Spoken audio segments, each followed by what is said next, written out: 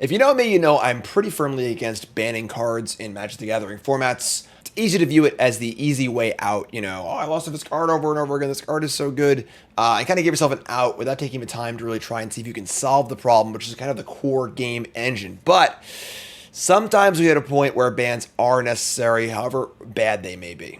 Are we at that point now? Let's discuss. Pro Tour Final Fantasy was last weekend, and it saw a pretty unprecedented metagame share. Izzet Prowess has been the top dog in Standard now for the last few months, ever since the printing of Cori-Steel Cutter in Tarkir Dragonstorm. And while the deck is kind of waxed and waned in actual success in a lot of the regional championship and Spotlight series, it did well, but not great.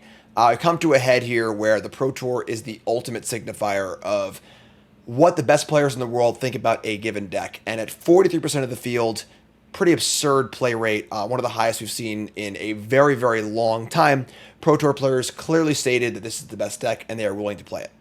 That being said, the deck did not have a great win rate at the Pro Tour, ended up at about 49%, which, given how large the sample size was, you're going to regress back to the mean, the larger the size is. It's still not great. We look at a deck like Nadu, which is at almost 60% and won the Pro Tour. And of course, Izzet did not win. It fell in the finals to the hands of Ken Yukihiro, a very worthy Pro Tour champion. Congrats, Ken. That's awesome. It looks like the tears have stopped and the smiles you hear. No, he's going for both at the same time. However, despite that, the metagame was clearly warped around it. And I think that the line in the sand you can draw here is there are metagames adapting to a deck or card, and there are metagames having to over-adapt. So the line in the sand for me is, on one side, we've got temporary lockdown being the sweeper of choice. If temporary lockdown is a sweeper of choice in a format, that is a metagame consideration. If you're playing it over Day of Judgment or Sunfall because Cutter decks are really good, Mono Red decks are really good, that's cool. That's a metagame shift. That's a format adapting to a certain problem. It's a little different when you have cards like Magebane Lizard and High Noon in main decks all over the place. That is the other side of the line. That's the point where it's no longer an adaptation. It's just a gross overcorrection because the deck is being so overplayed and just such a huge part of the metagame, you want to pre-sideboard against it, which is where things get ugly. That's clearly the world we were living in Final Fantasy, despite the deck not doing that well. A lot of the problem here is also the type of deck that Cori-Steel Cutter is. It's a cheap blue cantrip red aggressive deck. And when you have decks that are based around sleight of hand and opt, as you see it with Phoenix and Pioneer and many other places, Splinter Twin and so on and so forth, these decks are so cheap and so efficient where every card in the deck costs 1 or 2. It's kind of hard for things to go wrong with those decks because you need lands and cheap spells. You'll find what you need to do. You'll find your answers and do your thing. As it stands, I think it's pretty clear at this point that Cori-Steel Cutter will be banned at the next ban announcement in 1 week on the 30th. I don't think it's really up for discussion. Don't think Wizards would allow for a 43% metagame share to go on. And also the community is outraging as it always does, but this time actually with warrant. So Steel Cutter, you're out of here. Would be very surprised to see that card not banned. The more interesting question is what other cards should be banned. Now, of course, we've heard cries for various bans over the last year or so in Standard. Monstrous Rage here, up the Beanstalk there. But every time, the deck would be really, really big for a while and then take a big dip in the usual metagame shifts that we're used to, what indicates a good format. And make no mistake, Standard of the last 2 years has been the best format in Magic. It has been phenomenal. Slight, here or there was a little trip up or whatever it might be. And there's, a card or two I might change if I had the ultimate power to do so. But Standard's been great. So any other changes are made with a grain of salt. And also to be understanding that when you ban a card, Magic cards ain't free. It's easy to view arena and online platforms. You can just kind of get new cards, you get your wild cards back, whatever. It's not a big deal. Sure. But in paper, trying to encourage paper play and pay people to invest in their Magic cards, and someone who goes to F&M who might end up being a next Pro Tour champion or big-time player, but they're playing Magic for the first time, they built their deck, and they go to F&M and they say, sorry, you can't play the deck anymore. And even though they can't play the card they banned, all the other cards are illegal, the deck might not be good anymore. So there's a huge cost to banning, which I think is really, really important to look at before you look at these possible new bans. And it should not be overstated how dangerous it is for the game to get into this ban loop ban culture. That being said, the red deck is really, really good. And big cries for Monstrous Rage being banned from prominent people like Saffron Olive and Brian Kibler. And while I agree, I think the red shell is a little too good. We saw the deck do really, really well at the last Pro Tour, despite falling in the finals or the top 8 to Domain. I don't think overcorrection is necessary. Monstrous Rage is the card everyone wants to ban next, and I am against the banning of Monstrous Rage. I think that having a pump spell be one of the best cards of the format is awesome. How often do we ever see that? It's a really, really unique effect. And it's also a card that is not ubiquitously played. The Prowess decks are often playing like 2 copies. Some are playing more copies of Wild Ride than Monstrous Rage. And in the red decks, they are playing 4, but it's mostly buoyed by how powerful Manifold Mouse is. And the possibility of that double strike Monstrous Rage turn is the real kill that gets you ticked off for losing because you feel like you're playing Modern. Manifold Mouse is the card I want to discuss because Manifold Mouse, I think, is the true card that should be banned. I'm saying this for a long time. If you are going to ban a card from red, Manifold Mouse is the catalyst. It is the card that makes every card in the deck function. It's an enabler for all of your other mice cards, Heartfire Hero and Ember Heart Challenger, which are both unbelievably good. It is the best Monstrous Rage enabler. It is cheap. It is card advantage at 4 mana. It is Double Strike itself. It does literally everything the deck wants to do, and it turbocharges it as well. So with Manifold Mouse in play, all of your other cards get so much better. And if you remove that piece, the red deck goes from being, I think, a little too good to being a welcome player in the metagame, which Mono Red should be. So if we're going to ban a card from red, I think it should be Manifold Mouse. Monstrous Rage should not be banned. And I know Monstrous Rage is the knee-jerk card. Everyone's, oh my god, ban Monstrous Rage. It's important to stop and think critically about bans and think about what their big picture is. And a Manifold Mouse is the card, despite what people are telling you. Those are the 2 big ones, right? I think that Red's won the Pro Tour, been good forever.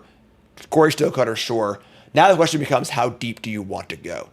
The next card up for me is Omniscience, or any card from Omniscience. Omniscience was the second most played deck at the Pro Tour, and it had a 54% win rate almost, which is very, very good. And Combo is a deck that should exist in Standard, but it should never be tier 1, I think. I think it's in line with what Wizards wants. It is a turn 4 combo if you get really, really lucky, but even just that, like, combo, cast my cards, cast my cards, cast my cards, you're going to sit here and wait for me to do this, is not a gameplay experience I think Wizards wants, and I think the Omniscience definitely passes that bar. I think putting Omniscience in Foundations was ill-suited for what the set is trying to do, and I would not be surprised to see a card from this deck go. Omniscience being the namesake card, is probably the safest card to ban. It's a card that only ever does unfun things. It's not a card you'd be surprised is banned either. Like, oh, this card makes everything free. If you choose to play, it's pretty unfair. So sure, whatever. Could ban a Bellows Awakening or some other like card in a deck that is more combo focused, I suppose. But the deck has gotten so streamlined now, where it plays the Dragon package, it plays very few actual combo cards. I think Omni's the hit if you want to hit it. And I wouldn't be sad if they did, honestly. I think that's a deck where it's very insular what it does. You kind of know what you're getting into when you build that deck, and that is what it is. So wouldn't be surprised to see Omni banned as a 3rd card on my ban list, although I wouldn't be surprised to see it left as either. The last big card folks have wanted to see banned for a while is Up the Beanstalk. Domain. It's been a serious deck forever. It won the Pro Tour in Matt Nass's hands. It did pretty well at this last Pro Tour in the hands of my former teammates, Edgar I can't say his name, whatever, and Reed Duke. They both came in top 16 with the deck. Edgar missed out on top 8 breakers. But the list was also playing 4 High Noons, 2 main deck authorities, and clearly, on the wrong side of the format. Beanstalk's a really powerful card. The fear is that once you make a ban, once you remove Cutter or Red from the format or power them down, now what other decks kind of creep up and be too good at that point? And that's kind of the problem where banning cards is sort of like the if you give Mouse Cookie scenario where now there's going to be another best deck. What do? Just ban that deck? There will always be a best deck. The question is, will that best deck shift as metagame shift, or is it always going to be the best deck? So very easy to see Domain win the next tournament. Oh my god, I gotta ban Domain now. No. Very, very dangerous line of thought. I caution you, if that's the kind of thought you go down, to think a little more critically about how bans work. But the Beanstalk's a powerful card. The important thing here, I think, is that Leyline Binding and Zur will both be rotating very, very soon in the fall with the next set. And without Binding, I think Beans is much more tolerable. It's still really good. I think it could be a card that could be viewed as a watch list card. But kind of the opposite of Cori-Steel Cutter, where Beanstalk decks are by nature very clunky. They're playing big expensive cards, lots of tap lands, and that sort of deck is much more exploitable than the all 1 mana spell cantrip deck.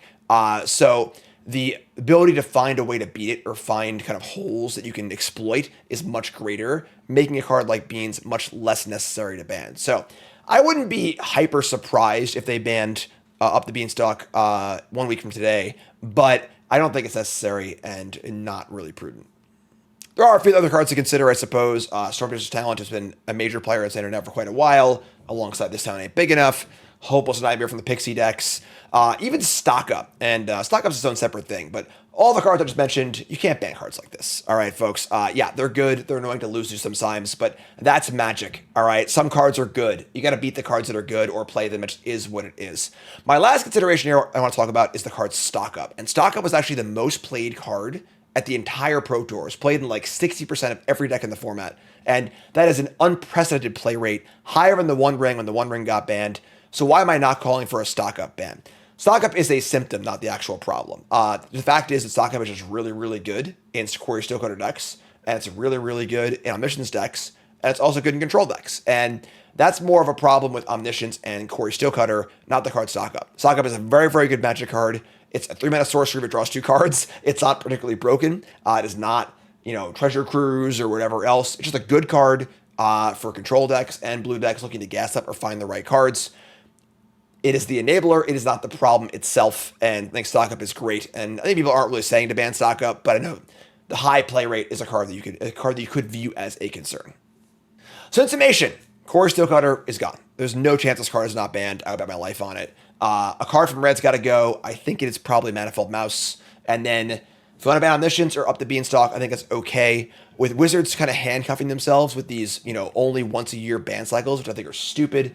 And they're also going to have these 3-year standard formats with 3 years of sets when they're releasing 19 sets a year. That's also pretty risky, which I would kind of like to change regardless. We can't change that anyway. So I can see them kind of just, firing off Omniscience and Beanstalk and going from there as well. But those are the 4 cards I think are consideration. I think any other card is not in the consideration. And if you want to ban 10 cards, I urge you to think critically about the fact that Magic is not a free game and not everyone doesn't have all the cards to start with. There's investment, there's a lot more going on.